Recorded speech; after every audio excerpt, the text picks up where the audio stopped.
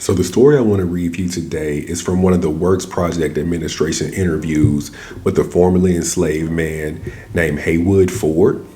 And he tells the story of a remarkable escape from slavery by one of his friends named Jake Williams with the help of his dog, Belle.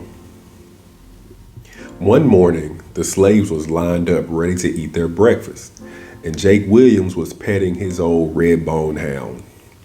About that time, the overseer come up and see Jacob petting his hound, and he say, "Nigga, you ain't got time to be a fooling around with that dog. Now make him get." Jake tried to make the dog go home, but the dog didn't want to leave Jake. Then the overseer picked up a rock and slammed the dog in the back. The dog then went a howling off. That night, Jake, he come to my cabin and he say to me, "Hey Wood, I was gonna run away to a free state. I ain't gonna put up with this treatment no longer. I can't stand much more." I give him my hand and I say, "Jake, I hope you get there. Maybe I'll see you again sometime." "Haywood," he says, "I wish you'd look after my hound, Belle. Feed her and keep her the best you can. She a mighty good possum and coon dog. I hate to part with her, but I know you the best person I could leave her with." And with that, Jake slipped out the door and I see them walking towards the swamp down the furrows of corn. It didn't take long for that overseer to find out that Jake had run away. And when he did, he got out the bloodhounds and started off after him. It wasn't long before Jake heard them hounds a howling in the distance. Jake, he was too tired to go any further. He circled around and doubled on his track so as to confuse the hounds, and then he climbed a tree.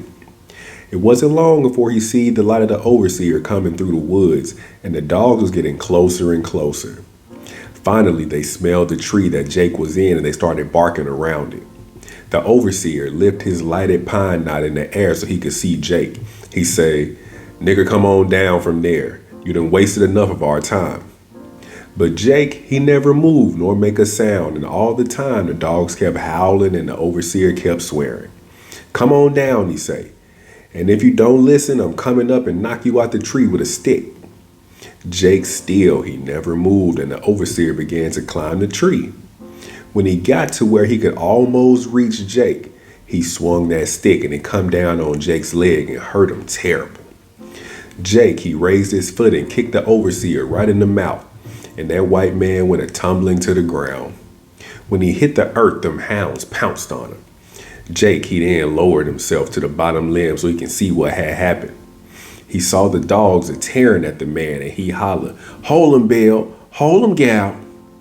The leader of that pack of hounds wasn't no bloodhound. She was a plain old red bone possum and coon dog. And the rest done just like she done, tearing at the overseer's throat. All the while, Jake a hollering from the tree for the dogs to get him. Wasn't long before them dogs tore that man all to pieces. He died right under that maple tree that he run Jake up.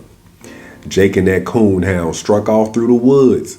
The rest of the pack come home. I see Jake after us niggas was freed. It must have been 6 years after they killed the overseer. It was in Kentucky that I run across Jake. He was a sitting on some steps of a nigger cabin. A hound dog was a sitting at his side. I tell him how glad I is to see him, and then I look at the dog. "That ain't Belle," I says. "No," Jake answers. "This her puppy.